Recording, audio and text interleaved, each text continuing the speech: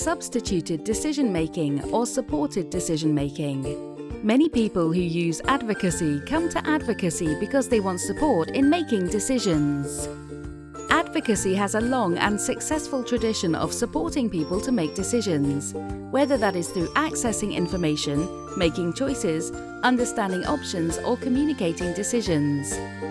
However, in the UK, the law recognises that some people have impairments of the brain or mind, which mean they need extra support to make decisions, or in the most complex of cases, do not have the mental capacity to make certain decisions.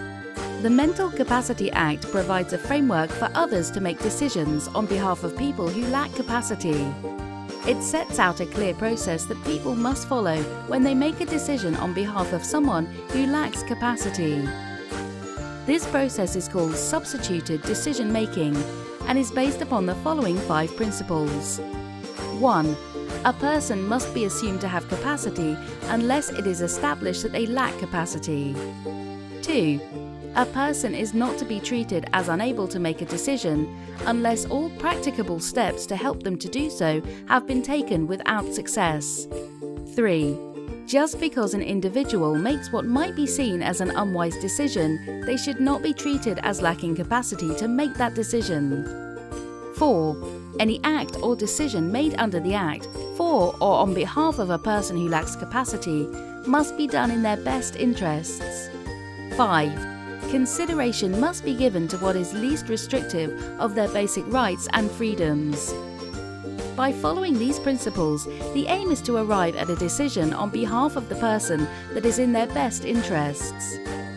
This differs from the supported decision-making process, which facilitates a way that allows for the person to make the decision themselves. Research and practice in supported decision-making began more than 25 years ago in Canada. Supported decision-making places an emphasis on maximizing people's opportunity to make their own decision. This could be by providing enough time, slowing decision-making processes down, simplifying decisions, making sure people who know the person well are the ones offering support, giving real-life experiences of decisions, such as visiting a care home rather than talking about it, using person-centered tools and communication aids. And guess what?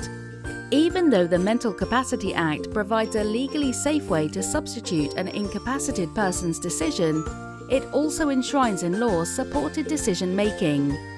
Principle 2 says, a person is not to be treated as unable to make a decision unless all practicable steps to help them to do so have been taken without success.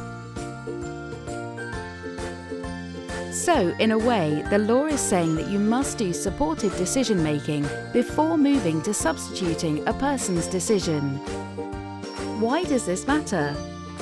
It matters because advocates who support and represent people who lack capacity can be pressured to follow the substituted decision-making model and miss out on opportunities to promote supported decision-making.